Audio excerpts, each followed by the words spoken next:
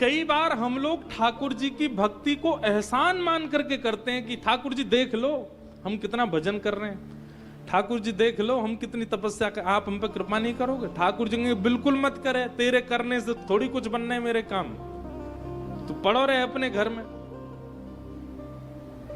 नारद जी महाराज जाकर के भगवान से कह रहे हैं मैंने आपका इतना भजन गाया, इतनी तपस्या करी, इतना सब कुछ किया, इसके बदले मुझे कुछ देंगे नहीं आप? भगवान बोले मांगो क्या चाहिए नारद? आपन रूप देहु प्रभु मोहि, आन भांति नहीं पाऊहि। आप अपना रूप मुझको दे दीजिए, आप जितने सुंदर हैं उतना सुंदर मुझको बना दीजिए। अच्छा नारद जी कोई और रूप मांगते तो भी चलता, ये कह देते मुझे थोड़ा सुंदर कर दो तो भी चलता, भगवान का ही रूप मांग लिया, आप अपना ही रूप दे दीजिए मुझे।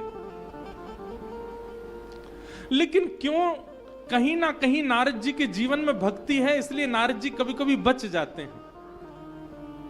केवल इतना ही कह देते कि आप अपना रूप दे दो तो ये मानते कि नारद जी ने भजन नहीं किया है, लेकिन क्योंकि भजन किया है इसलिए अगली चौपाई में कहते हैं जेहि विधि नाथ होई हित मोरा, जेहि विधि नाथ होई हित मोरा, करहूं सुबेगी दास में तोरा, करहूं सुबेगी दास में तोरा। बहुत सावधानी से सुनिएगा,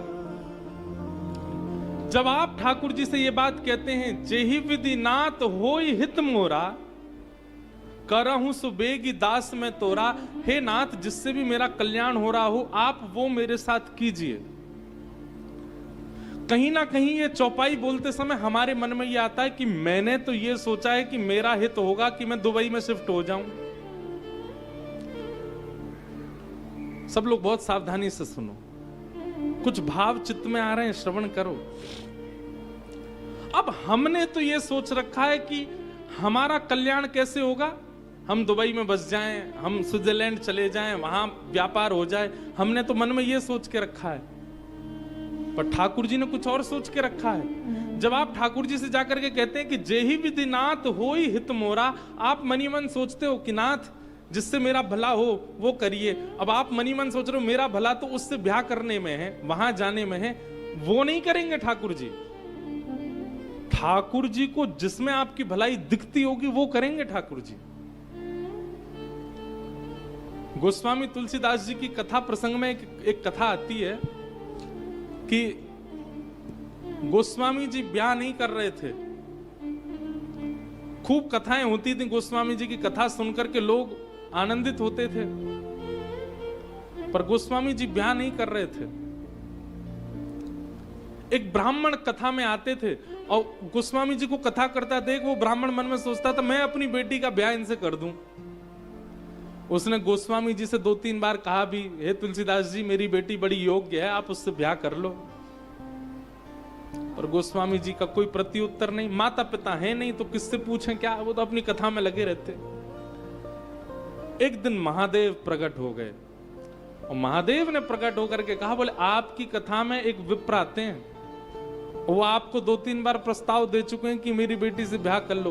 गोस्वामी जी बोले हाँ, उनकी बेटी से अगर आप ब्याह करोगे तो राम जी आपको दर्शन देंगे, ब्याह करो, जाओ चलो। गोस्वामी जी को लगा कि महादेव स्वयं कह रहे हैं, उससे मेरे जीवन का कल्याण होगा, उद्धार होगा। महादेव की बात मान करके गोस्वामी जी ने ब्याह कर लिया। लेकिन आप सबको पता है फिर क्या हुआ। गोस्वामी जी इतना प्रेम करते थे अपनी पत्नी से, निरंतर उसके संगी रहते थे।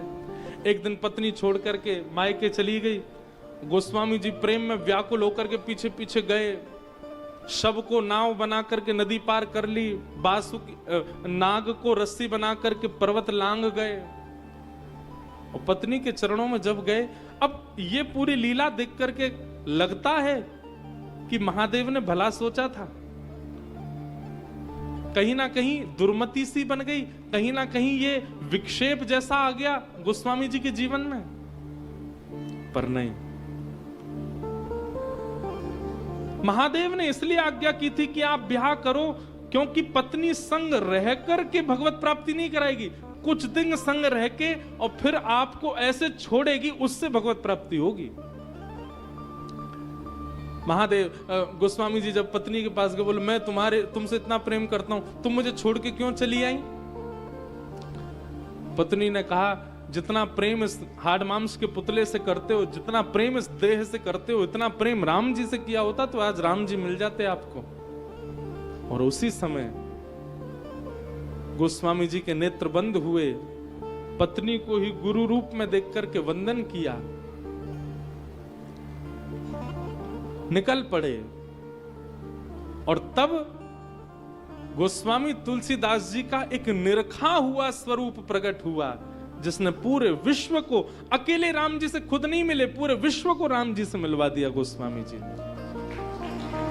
तो अगर आप सोचो कि महादेव वो पल्ली गली वाली मेरे जीवन में आ जाए, उससे मेरा हित होगा, गोस्वामी जी कहेंगे उसके आने से हित नहीं होगा, वो आके ठोकर मारेगी तब हित होगा।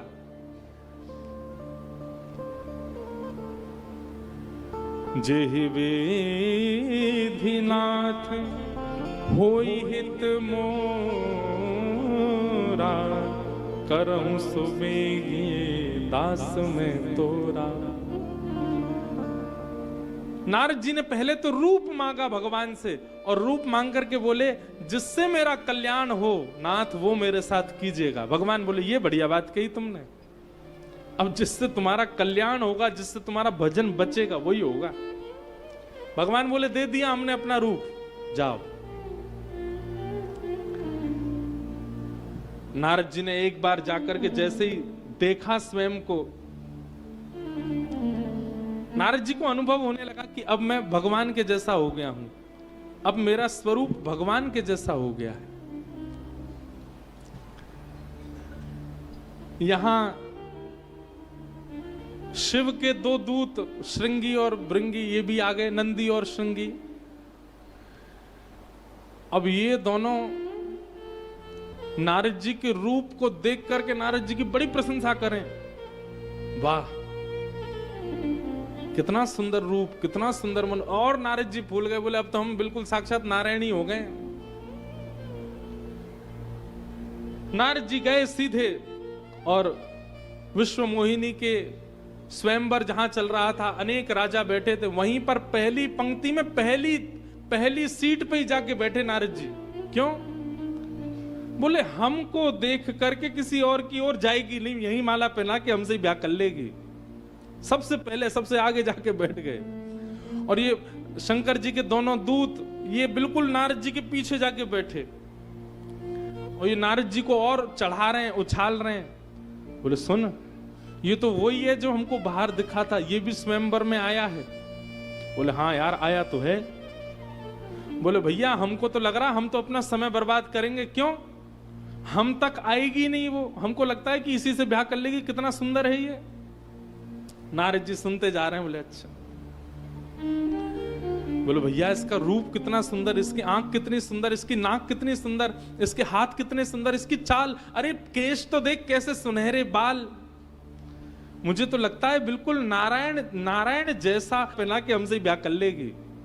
सबसे पहले सबसे आगे जाके बैठ गए। और ये शंकर जी के दोनों दूत ये बिल्कुल नारद जी के पीछे जाके बैठे, और ये नारद जी को और चढ़ा रहे हैं, उछाल रहे हैं। बोले सुन, ये तो वही है जो हमको बाहर दिखा था, ये भी स्वयंवर में आया है। बोले हाँ यार आया तो है।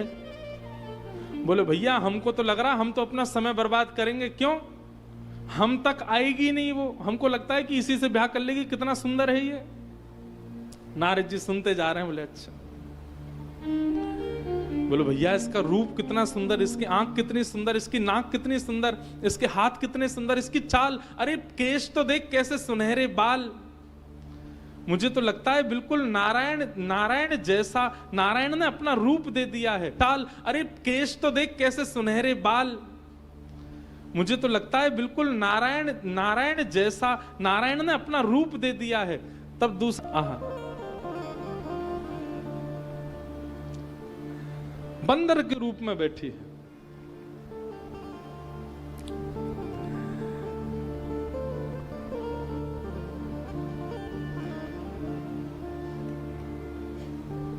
मरकट बंदर भयंकर देह, देखत हृदय कोद बातें। जैसे ही देखा कि मेरे स्वयंवर में बंदर बैठा है, बंदर को बुलाया, अपने पिता पर क्रोधित हो गई। सब जो भी व्यवस्था कर्मी थे सब पर नाराज हो गई और उसने कहा मुझे स्वयंवर ही नहीं करना। मैंने आते ही एक अपशकुन बंदर का रूप देख लिया, बंदर को मेरे स्वयंवर में किसने बैठने दिया। और विश्व मोहिनी ने उस पंक्ति में देखना तो दूर, गई ही नहीं, वहां पूरी पंक्ति को ही छोड़ दिया, गई नहीं, उसमें किसी राजा को ही नहीं देखा, दूसरी पंक्ति से प्रारंभ कर दिया। नारद जी महाराज को पता नहीं लगा। नारद जी बोले अभी देखा नहीं मेरी ओर, अभी इसको हमारा रूप दिखा नहीं है, इसीलिए दूसरी जगह चली। कोई नहीं, हमारे पास आएगी तो हमारे रूप को देख करके, तो माला तो हमको ही पहनानी है।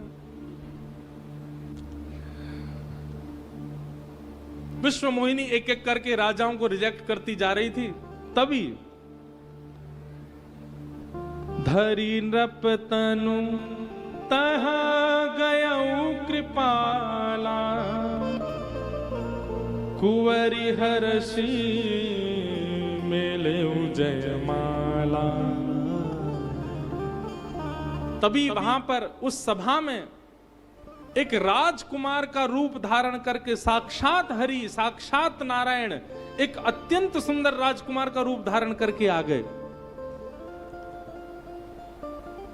महाराज अब तक तो सबकी दृष्टि मोहिनी को देख रही थी, लेकिन जैसे ही भगवान ने प्रवेश किया तो वहां पर बैठे हुए बड़े बड़े सुंदर राजा भगवान को देखने लगे। इतने सुंदर बन के भगवान आ गए, ऐसा सुंदर रूप धारण करके आए कि विश्व मोहिनी ने राजाओं की ओर देखा ही नहीं, ठाकुर जी को आते देख दौड़ करके गई और जाकर के भगवान के गले में माला पहना दी। भगवान ने उसको माला पहना दी, विश्व मोहिनी के संग भगवान का ब्याह हो गया। नारद जी हाथ पे हाथ धरे बैठे ही रह गए। बोले इसने तो हमारी ओर देखा ही नहीं, और कोई और राजकुमार आया ब्याह करके लेके चला गया। आहा। नारद जी बोले हुआ क्या? अचंभित, पांव तले जमीन खिसक गई नारद जी के। तब वो दोनों जो शिवगण बैठे थे जोर जोर से हंसने लगे। तब हर गण बोले मुस्काई, निज मुख मुकुर वेलो कहूं जाए। दोनों जोर जोर से हंसने लगे, उपहास कर रहे हैं। नारद जी बोले क्यों हंस रहे हो? एक बार नेक अपना थोबड़ा देख लो कहीं जाकर के, एक बार नेक अपना मुखमंडल का दर्शन तो कर लो। नारद जी महाराज दौड़ करके निकल करके बाहर आए और तभी एक सरोवर वहां था, सरोवर में गए और जैसे ही जाकर के उन्होंने अपना वेश देखा, वेश विलोक क्रोध अति भाड़ा, ते नहीं शराब दीन अति गाड़ा। अपना रूप देख करके नारद जी महाराज को भयंकर क्रोध आ गया। क्यों? बंदर के रूप में थे नारद जी। इतना जोर का क्रोध आया महाराज, दोनों गणों को जो हंस रहे थे पीछे पेट पर हाथ धर के जोर जोर से हंसते दिल्लर तिल्लर होते जा रहे थे। नारद जी ने श्राप दे दिया, हो निशाचर जाई तुम कपटी पापी दो, हंसऊ हम ही सो लेहु फल, बौरे हंसऊ मुनि को। तुम दोनों निशाचर बन जाओगे। शिव गण हो और इतना भी नहीं पता कि किसी संत का उपहास नहीं करना चाहिए। जाओ, मेरा श्राप है तुम दोनों को, निशाचर बन जाओगे दोनों। दोनों घबरा गए, बोले कि अरे राम राम राम, जे क्या हो गया, हमसे तो अपराध बन गया। कहने का अभिप्राय, संत से यदि भूल से भी कोई गलती हो रही हो, उपहास मत करो। दोनों निशाचर बन गए। नारद जी बेचारे इतने दुखी तो हो गए थे कि बंदर का मुंह, लेकिन जब दोबारा अपने मुख को देखा तो अपना सामान्य रूप देखा तो थोड़ा क्रोध कम हुआ, थोड़ा क्रोध कम हुआ। लेकिन तभी पुनः क्रोध जागृत हुआ। बोले मैंने भगवान से आज तक कुछ नहीं मांगा, इतना भजन किया, इतना नाम जप किया, इतनी तपस्या की, और उसके बाद भी केवल इतना कहा था कि अपना रूप दे दो, और इन्होंने मुझको अपना रूप नहीं दिया। लेकिन ये हरि जानते नहीं आज इनका पाला किससे पड़ा है। देहो श्राप की मरहूं जाई, जगत मोर उपहास कराई। मैं वचन लेता हूं, या तो आज हरि को श्राप दूंगा, नहीं तो अपने प्राण त्याग दूंगा, बिना श्राप दिए रहूंगा नहीं। मेरी जगत में हंसाई करवाई इन्होंने। जैसे ही हरि की ओर जाने लगे क्रोध में, बीच ही पंथ मिले दनुजारी, संग रमा सोई राजकुमारी। जैसे ही भगवान की ओर जाने लगे, बीच मार्ग में ही एक रथ चलता हुआ आ रहा है और उस रथ में बीच में राजकुमार के वेश में भगवान बैठे हैं और दूसरी ओर रमा बैठी है और इस ओर वही विश्व मोहिनी बैठी है जिसके वर्ण के लिए भगवान नारद जी गए थे। श्रीमन नारायण के बगल में लक्ष्मी को देख करके और दूसरी तरफ विश्व मोहिनी को देख करके नारद जी को भयंकर क्रोध आया। परम स्वतंत्र न सिर पर कोई, आपके सिर के ऊपर कोई है नहीं ना, आपसे बड़ा कोई है नहीं, इसलिए आप परम स्वतंत्र हो और आप कुछ भी कर सकते हो।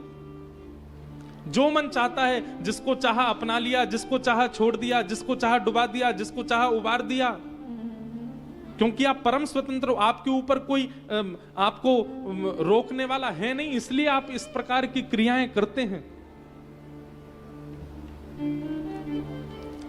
लेकिन आज आपको मैं छोड़ूंगा नहीं। आज आपने मेरे साथ बहुत गलत किया है, मेरे साथ आपने बहुत दुराग्रह किया है, मैं आपको शापित करूंगा। दुनिया भर की बातें सुनाने लगे। लक्ष्मी जी को क्रोध आया और लक्ष्मी भगवान से बोली, ये नारद आपको इतने दुर्वचन कह रहा है और आप बैठे बैठे मुस्कुरा रहे हैं। भगवान बोले, इसने मेरा बहुत भजन किया है, आज गाली दे रहा है। कितना प्यारा लग रहा है। हमेशा इसको मैंने भजन करते हुए देखा, लेकिन आज ये मुझको दुर्वचन सुना रहा है। कितना सुंदर लग रहा है नारद, बोलने दो थोड़ी देर। जिससे प्रेम होता है सदा उससे प्रिय प्रिय बातें सुनना अच्छा लगता है। नहीं, कभी कभी वो गुस्सा करे, कभी कभी क्रोध करे तो भी अच्छा लगता है। ठाकुर जी बोले, बोलने दो, अच्छा लग रहा है मुझको।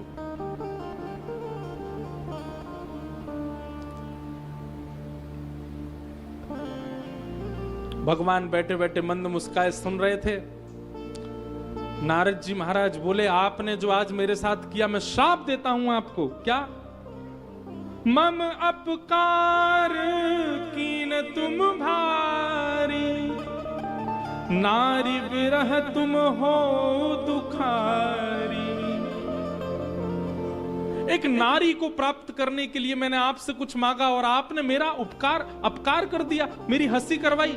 मैं श्राप देता हूं, एक नारी के लिए एक दिन आप भी विरह आतुर होगे, रोते रोते वन में डोलोगे। आपको भी विरह सहना पड़ेगा एक नारी का।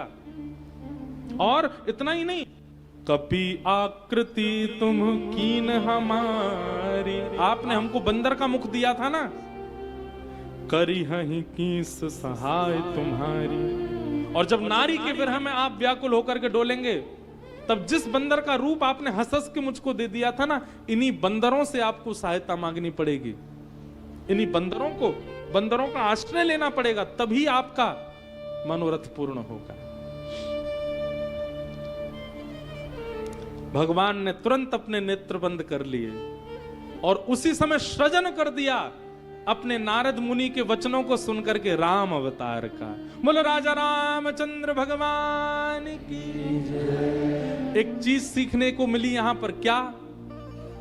बड़े लोग जब क्रोध करते हैं ना, तो ये समझिए कि ठाकुर जी आपको कोई अवसर दे रहे हैं। उस क्रोध को दुराग्रह ना मान करके अवसर मान लीजिए, आप ही राम बन जाओगे।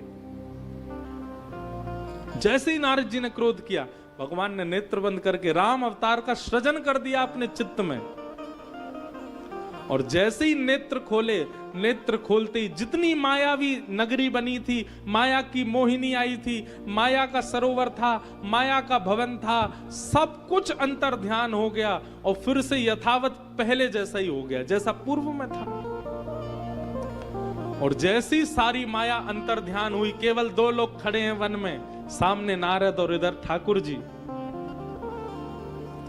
नारद जी ने जब चारों ओर देखा, देख करके समझ गए, बोले ओहो, ये तो भगवान की माया थी, ये तो भगवान ने माया से निर्माण किया था इन सब का। चरणों में गिर गए, रोने लगे, भगवान मुझसे अपराध हो गया, मुझसे बहुत बड़ी भूल हो गई भगवान। मृषा हो मम श्राप कृपाला, मम इच्छा दीन दया। मैं दुर्वचन कहे बहु तेरे, कह मुनि पाप मिटे के मेरे। भगवान मुझसे भूल हो गई। कान पकड़ करके नारद जी बैठ गए, भगवान के श्री सुंदर चरण कमलों को अपने हाथों से मलने लगे। जिन हरि का मन में भी कभी मैं गलत नहीं सोच सकता, मैंने इतना कुछ कह दिया आपको, आपके लिए इतना कुछ कर दिया, मैंने श्राप दे दिया, हे भगवान अभी इसी वक्त मेरा श्राप निरर्थक हो जाए, कृपा कीजिए। मुझे बहुत ग्लानि हो रही है, मुझे मन में बहुत ज्यादा क्षोभ हो रहा है, प्रभु कृपा कीजिए मुझ पर, मुझसे अपराध हो गया। भगवान ने नारद जी को उठाया और नारद जी से कहा, नारद सब मेरी इच्छा से होता है, मुझे राम अवतार धारण करना है पूरे विश्व को मर्यादा दिखाने के लिए, प्रेम पथ दिखाने के लिए, और उसके लिए मैं चाहता था कि मेरे आश्रित किसी मुनि का आशीर्वाद पहले मिल जाए, उसके बाद ये अवतार धारण हो, और आपने उसको आशीर्वाद दे दिया। ये श्राप नहीं है, ये आशीर्वाद है, आप चिंतित मत होइए।